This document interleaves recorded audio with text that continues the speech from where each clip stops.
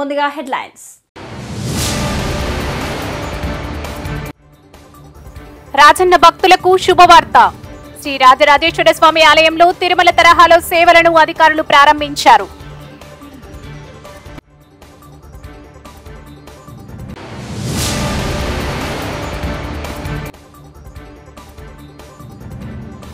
Bodhan municipality ఆధ్వర్యంలో స్వచ్ఛదనం పచ్చదనం కార్యక్రమం.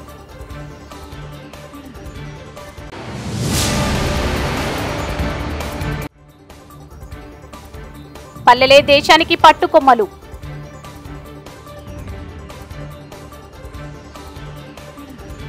బోధన్ మున్సిపాలిటీ ఆధ్వర్యంలో స్వచ్ఛదనం పచ్చదనం కార్యక్రమంలో భాగంగా పట్టణంలో సోమవారం ర్యాలీ నిర్వహించారు. మున్సిపల్ కార్యాలయం వద్ద నుండి ప్రారంభమైన ర్యాలీ అంబేద్కర్ చౌరస్తా మీదుగా ప్రభుత్వ జూనియర్ కళాశాల ఆవరణ వరకు కొనసాగింది. అనంతరం స్వచ్ఛదనం పచ్చదనంపై ప్రభుత్వ జూనియర్ కళాశాల హైస్కూల్లో మున్సిపాలిటీ ఆధ్వర్యంలో ఏర్పాటు చేసిన ఉపన్యాస వ్యాసరచన పోటీ విజేతలకు బహుమతులు ప్రదానం చేశారు. ఈ సందర్భంగా మున్సిపల్ కమిషనర్ శంకర్ మాట్లాడుతూ రాష్ట్ర ప్రభుత్వ ఆదేశాల మేరకు 5 రోజుల పాటు బోధన్ పట్టణంలో స్వచ్ఛదనం పచ్చదనం కార్యక్రమం చేపడుతున్నట్లు తెలిపారు. పచ్చదనం పరిశుభ్రత కార్యక్రమం సందర్భంగా పట్టణంలో పారిశుద్ధ్యం, మొక్కలు నాటడం, నీటి సరఫరా తదితర విభాగాలకు సంబంధించిన కార్యక్రమాలు చేపడుతున్నట్లు స్పష్టం చేశారు. వన మహోత్సవ కార్యక్రమంలో భాగంగా పట్టణంలో 1,50,000 మొక్కలను నాటుతున్నట్లు వెల్లడించారు. పట్టణ ప్రజలు భాగస్వాములై కార్యక్రమాన్ని విజయవంతం చేయాలని కోరారు. ఈ కార్యక్రమంలో మేనేజర్ ఫారూక్, కౌన్సిలర్లు Thumu Sharath Reddy, Abdullah, Dhoop Singh, AAE Srinivas, sanitary inspector Jayakumar, MEPMA అధికారి శ్రీనివాస్, డ్వాక్రా సంఘాల మహిళలు, బల్లియా సిబ్బంది తదితరులు పాల్గొన్నారు.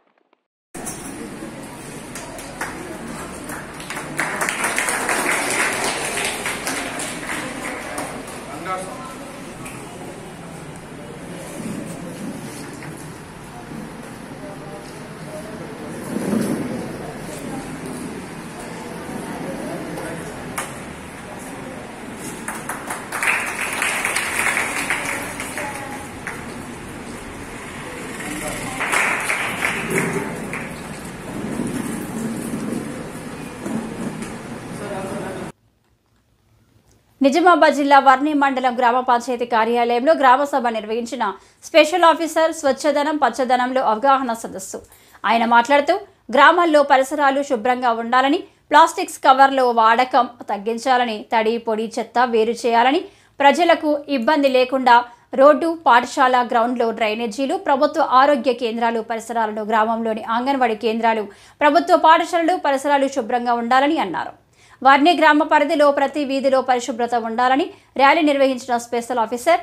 ఈ కార్యక్రమంలో గ్రామ పంచాయతీ కార్యదర్శి సాయిలు, అంగన్వాడీ టీచర్లు, ఆశా వర్కర్లు, మహిళా సంఘం గ్రూప్ లీడర్లు, గ్రామ యువకులు పంతం శంకర్, అశోక్, శ్రీనివాస్, విశ్వనాథ, మాజీ ఉప సర్పంచ్ కందికృష్ణ, వర్ణి మండల కాంగ్రెస్ సీనియర్ నాయకులు కులకర్ణి, సురేష్ బాబా, కార్యకర్తలు తదితరులు పాల్గొన్నారు.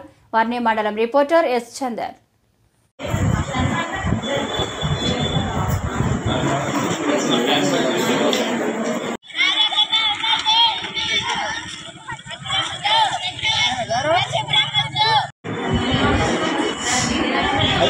ఐదో తారీఖు నాడు ర్యాలీ కార్యక్రమం ఉంటుంది. బ్యాంక్ అప్పు రుణమాఫీ అయిన ప్రతి రైతుకు తిరిగి రుణాలు ఇవ్వాలి. ఈసీ నో డ్యూ పేరుతో రైతులను ఇబ్బందులు గురి చేయవద్దు. తెలంగాణ రైతు సంఘం ఆధ్వర్యంలో నిజామాబాద్ జిల్లా రుద్రూర్ మండలంలో సోమవారం రోజున రైతు వేదికలో ప్రెస్ మీట్ పెట్టడం జరిగింది. రాష్ట్ర ప్రభుత్వం రైతు రుణమాఫీ పథకంలో బ్యాంకులో రుణం మాఫీ అయిన ప్రతి రైతుకు తిరిగి రుణాలు ఇవ్వాలని తెలంగాణ రైతు సంఘం జిల్లా కార్యదర్శి పల్లపు వెంకటేష్ డిమాండ్ చేశారు. రుణాలు రద్దయిన రైతులకు బ్యాంకులు తిరిగి ఇవ్వకుండా బ్యాంకులు అనేక నిబంధనలు పెట్టడం వల్ల రైతులు తిరిగి రుణాలు పొందలేకపోతున్నారు అని ఆయన ఆవేదన చెందారు. నో డ్యూ సర్టిఫికేట్ పేరుతో కొన్ని రోజులు, ఈసీ పేరుతో మరికొన్ని రోజులు ఆలస్యం చేస్తూ తిరిగి సొసైటీలు రైతులకు కొత్తగా రుణాలు ఇవ్వకపోవడంతో రైతులు వ్యవసాయ అవసరాలకు ప్రైవేటు వడ్డీ వ్యాపారాలపై ఆధారపడుతున్నారు అని అన్నారు. మొదటి, రెండవ విడతల రుణమాఫీ జాబితాలో 30 నుంచి 40% రైతుల పేర్లు మిస్ కావడంతో బ్యాంకులో వ్యవసాయ అధికారులు చుట్టూ రైతులు తిరుగుతున్న పరిస్థితి నెలకొంది అని అన్నారు. రాష్ట్ర ప్రభుత్వం ప్రతిష్టాత్మకంగా తీసుకొని రైతు రుణమాఫీ బ్యాంకులో రుణం ఉన్న ప్రతి రైతు రుణం మాఫీ చేసి సంపూర్ణ రుణమాఫీ చేయాలి అని అన్నారు. ఈ కార్యక్రమంలో రైతులు, తెలంగాణ రైతు సంఘం జిల్లా అధ్యక్షులు మఠపతి గంగాధరప్ప, నాయకులు నెల్లూరి లక్ష్మణ్ బాబు, నెమలి సాయి తదితరులు పాల్గొన్నారు.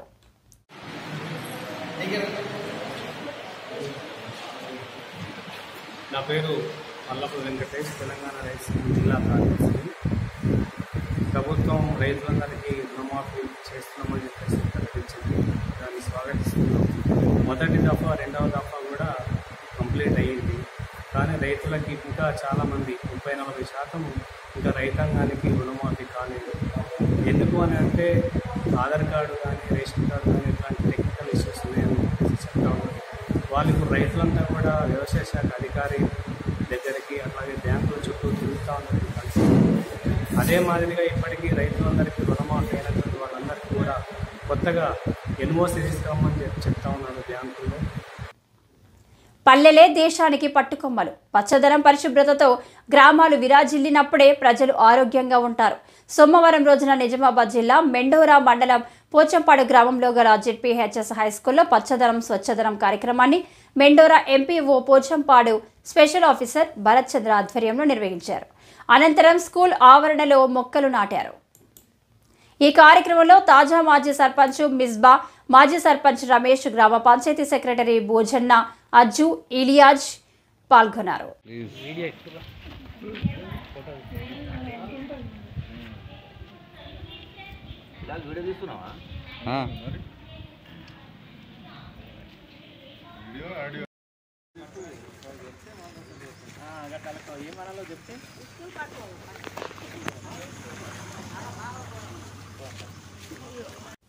హనుమకొండ జిల్లాలోని చరిత్రాత్మకమైన 1000 స్తంభాల రుద్రేశ్వర స్వామి ఆలయాన్ని శ్రావణ మాసం పురస్కరించుకొని వరంగల్ పార్లమెంటు సభ్యురాలు కడియం కావ్య, వరంగల్ పోలీస్ కమిషనర్ అంబర్ కిషోర్ ఝా దర్శించుకున్నారు.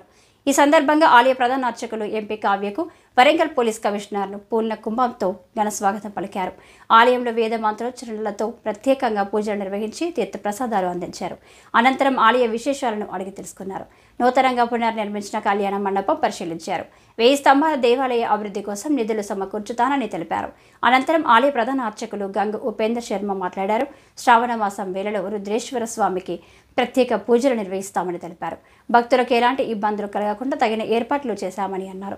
మొదటి రోజు గణపతి దేవునితో పూజలు ప్రారంభమవుతాయని అన్నారు. ఈ సందర్భంగా భక్తులు 4 రోజుల పాటు ఆలయానికి వస్తారని ప్రధాన అర్చకులు తెలిపారు.